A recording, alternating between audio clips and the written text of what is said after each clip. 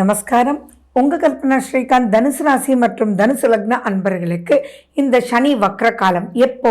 July 13லேருந்து November 27 வரைக்கும் உங்களுக்கு சனி வக்ர காலம். அவ்வளவும் பொன்னான ஒரு காலகட்டமாக இருக்குது. நிறைய பேர் சொல்கிறது என்னென்னா, 7.5 சனி முடிஞ்ச மாதிரியே இல்லை, அதுக்குள்ளே அர்த்தாஷ்டம சனியா அப்படின்னு படாத பாடுபட்டுருக்கோன்னு நினைக்கிறவங்களுக்கெல்லாம் இது பெரிய பெரிய பெரிய விமோச்சனங்க.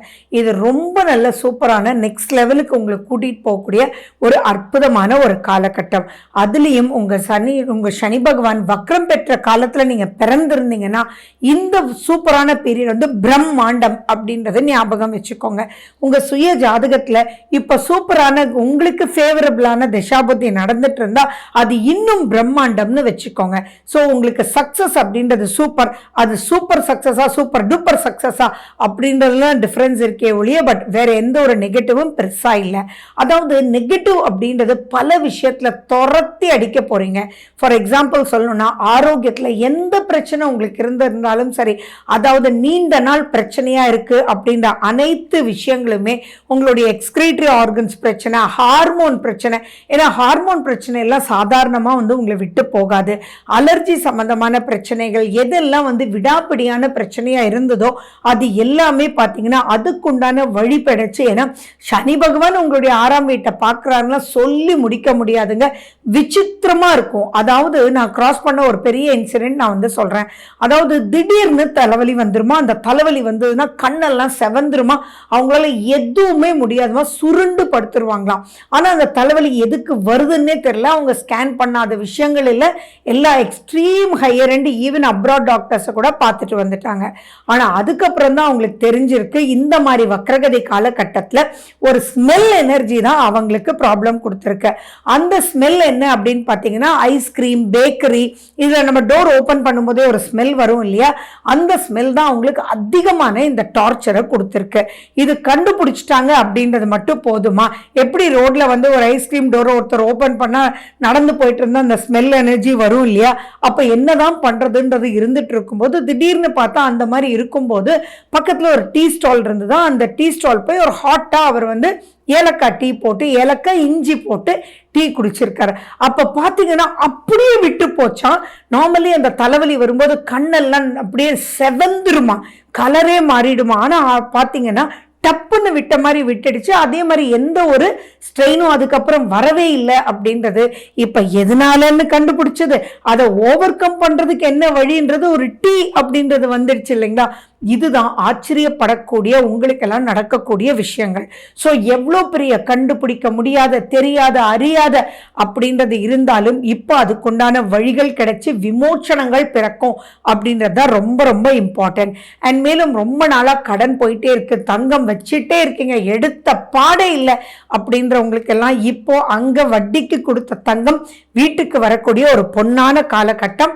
அண்ட் மேலும் இனி கடனே வாங்கக்கூடாதுன்ற ஒரு மனோநிலைக்கு உங்களை தள்ளக்கூடிய காலகட்டம். இருக்கிற கடனை எப்படியாவது முடிச்சே தீரணும்ன்ற ஒரு எண்ணத்தை கொடுத்து அது முடிக்கிறதுக்குண்டான வழி, பினான்சியல் ஆஸ்பெக்டும் கொடுக்கறதுக்குண்டான அற்புதமான ஒரு காலகட்டம். அது மட்டும் இல்லைங்க, தீராத பிரச்சனை, வம்பு வழக்கு, கோர்ட்டு கேஸ், வம்சாவளியா பிரச்சனை போயிட்டே இருக்கு. ஃபேமிலியில என்ன பண்றதுன்னே தெரியல, சிவனேன்னு நீங்களே லா எடுத்து படிச்சிடலாமா அப்படின்ற அளவுக்கெல்லாம் பிரச்சனையா ஓடிட்டு இருக்கிறதெல்லாம் டக்குன்னு வந்து ஆட்டோமேட்டிக்காக சால்வ் ஆகிடும். 4ஆம் வீட்டில் குருனுடைய வீட்டில் நீங்கள் உங்களுடைய ராசிநாதன் குருவோட வீட்டில் சனி வக்ரம் பெற்றும், அதே மாதிரி அந்த குருனுடைய வீட்டில் தான் வக்ரம் பெற்று அவருடைய சுய நட்சத்திரத்திலையும் அடுத்தது உங்கள் குருனுடைய நட்சத்திரமான புரட்டாதியில் அவர் டிராவல் பண்ணும்போது 2வது 55 நாள், இந்த 138 நாள்ல 83 நாட்கள்லயே நிறைய டிஃபரன்ஸ். 55 நாட்கள்ல எல்லா பிரச்சனையிலும் முடிஞ்ச அனுபவிக்கிற யோகம் அப்படின்றதுக்குள்ள காலடி வைக்கக்கூடிய அற்புதமான ஒரு காலகட்டம். திருமண பந்தம் அப்படின்றது நடக்கவே இல்லை, விட்டுடலாம், சர்வீஸ் பண்ணிட்டே போயிட்டே இருக்கலாம், ஹியூமனிட்டிக்கு நம்ம ஒர்க் பண்ணலாம் அப்படின்னு முடிவெடுத்தவங்களுக்கு கூட இப்போ ஒரு நல்ல கம்பேனியன், கணவராக மனைவியாக வரக்கூடிய ஒரு அற்புதமான ஒரு காலகட்டம். சரி, முடிஞ்சது, டிவோர்ஸ் ஆயிடுச்சு, ஆனாலும் திருமணம் பண்ண மனசே இல்லை அப்படின்னா கூட இப்போ மறுமணம் நடக்கிறதுக்கு உண்டான ஒரு அற்புதமான ஒரு காலகட்டம். ஸோ லைஃப்ல ஒருத்தர் வேணும், தோல் சாய ஒருத்தர் வேணும் அப்படின்றத விட அந்த தோல் சாய வரக்கூடிய ஒருத்தர் நல்வழியில் இருக்கணும், தனக்கு இம்பார்ட்டன்ஸ் கொடுக்கணும் அப்படின்ற வகையில வரக்கூடிய ஒரு அற்புதமான ஒரு காலகட்டம் தான். ஸோ கல்யாணம் ஆகாதவங்களுக்கு கண்டிப்பா கல்யாணம் ஆகும், மறுமணம் ஆறவங்களுக்கு கண்டிப்பா மறுமணம் ஆகும். அது மட்டும் இல்லை, நீங்க ஒரு நல்ல அட்வைசரா மாறிடுவீங்க. அண்ட் எந்த ஒரு இடத்துல எதெல்லாம் தப்புகள் நடந்ததோ அது ஏன் நடந்தது அப்படின்னு ஆராய்ச்சி பண்ணி நிறைய பேரை முன்னுக்கு கூட்டிட்டு வர்றதுக்கு உண்டான அற்புதமான வளர்ச்சி. உங்களுடைய போஸ்டிங்காக ப்ரமோஷனுக்காக யாரெல்லாம் எதிர்பார்த்துட்டு இருக்கீங்களோ அவங்களுக்கெல்லாம் சூப்பரான போஸ்டிங் கிடைக்கும், ஜாப் கிடைக்கும், பிஸ்னஸ் அபிவிருத்தி கண்டிப்பாக இருக்கும். எல்லாமே லாபகரமாக முடியக்கூடிய ஒரு அற்புதமான ஒரு காலகட்டம். இப்போ நீங்கள் வந்து ஒரு கம்ப்ளீட் மெச்சோர்டு பர்சனாலிட்டி, அந்த மெச்சோர்ட் பர்சனாலிட்டியாக இருந்தது இப்போ அதுக்குண்டான ரிசல்ட்ஸ் வரக்கூடிய ஒரு அற்புதமான ஒரு காலகட்டம். அண்ட் மேலும் வீடு வாங்கணும், சொந்த காலில் நிற்கணும், உங்களால் பலர் நல்லா பலருக்கு உதவி பண்ணணும்.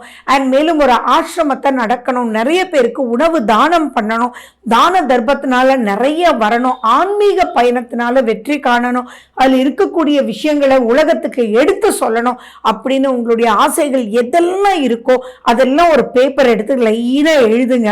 ஏன் நிறைய அரியர் வச்சிருக்கீங்க, முடிச்ச பாடே இல்லைன்னா கூட இந்த காலகட்டத்தில் நீங்க ஜஸ்ட் லைக் தட் போகும்போது உங்களுடைய டீச்சர் திடீர்னு உங்களை பார்ப்பாங்க, கூட்டி என்னடா இவ்வளோ அரியர் வச்சிருக்க, வாடா வீட்டுக்கு, எக்ஸாம்க்கு 1 மாசம் தானே இருக்கு, வாடா வீட்டுக்கு நான் சொல்லி கொடுக்குறேன்னு சொல்லுவாங்க. டக்கு டக்கு டக்குன்னு சொல்லி கொடுப்பாங்க, நீங்க போய் எழுதுவீங்க. எப்பயும் 40 மார்க்கு கூட வாங்காதீங்க, ஆச்சரியமா 75 மார்க் வாங்குவீங்க.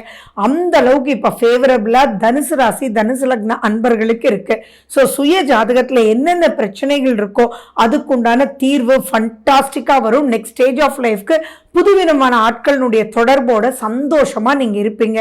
அண்ட் யாருனாலெல்லாம் நீங்க பாதிப்பு அடைஞ்சிருக்கீங்களோ அவங்களுக்காக எல்லாம் அவங்களே திரும்பி வந்து அந்த பாதிப்புனுண்டான காரணத்தை சொல்லி மேலும் உங்களோட அவங்க கை கோத்து அவங்களுடைய பிரச்சனைகளை தீர்க்கிறதுக்கு உங்களையே முன்னுக்கு கூப்பிடுவாங்கன்னா பார்த்துக்கோங்களேன். அந்த அளவுக்கு சூப்பரா உங்களுக்கு இருக்கு. உங்களுடைய அம்மா அப்பா பிரச்சனையை கூட நீங்க தீர்த்து வைக்கக்கூடிய ஒரு அற்புதமான ஒரு காலகட்டம் தான் இது. சொல்லி சொல்லி மாளாத பல நன்மைகள் உங்களுக்கு காத்துட்டு இருக்கு, சும்மா கிடையாது, அந்த அளவுக்கு நல்லா இருக்கு. ஸோ நான் சொல்றதெல்லாம் என்ன அப்படின்னா, நீங்க உங்க சுய ஜாதகத்தை பார்த்து எப்படி என்ன வழியில போகணும் அப்படின்றதையும் நீங்க பேலன்ஸ் பண்ணி ப்ரொசீட் பண்ணும்போது சம்திங் எக்ஸ்ட்ராடினரி குட். குருகளுடைய வழிபாடு, சித்தர்களுடைய வழிபாடு, ரிஷிகளுடைய வழிபாடு ஏதோ ஒன்று உங்களுக்கு வழி காமிக்கும். அண்ட் மேலும் பார்த்தீங்கன்னா நீங்க நிறைய விஷயங்கள் படிச்சு அது வெளியில கொண்டு வந்து அதன் மூலியமா ஒரு ஸ்டேஜ், ஒரு நியூ டெக்னிக் மூலியமா உங்களை நிலைநிறுத்தக்கூடிய ஒரு அற்புதமான ஒரு காலகட்டம். ஸோ குருக்கு இம்பார்ட்டன்ஸ் கொடுங்க, ஹனுமனுக்கு இம்பார்ட்டன்ஸ் கொடுங்க, அதுக்குண்டான கோயிலுக்கு போயிட்டு வாங்க, செந்தூரம் வைங்க, சந்தனம் நீங்க வைங்க. இதெல்லாம் பண்ணும்போது ஆட்டோமேட்டிக்கா சக்சஸ் ரேட்டிங் ஃபண்டாஸ்டிக்கா இருக்கு. So wish you good luck. வாழ்க வளமுடன். நன்றி, வணக்கம்.